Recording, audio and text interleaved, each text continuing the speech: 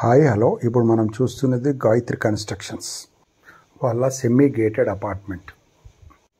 Location వచ్చేసి నిక్నాపూర్, Alkapuri township. ఇది cellar, stilt and 5 floors ఉన్నాయి. ఇందులో టోటల్ ఫ్లాట్స్ 30 ఉంటాయి. ఈచ్ ఫ్లోర్లో 6 ఫ్లాట్స్ ఉన్నాయి. ఇవన్నీ 2 BHK flats. West facing flats అయితే అవైలబుల్ ఉన్నాయి.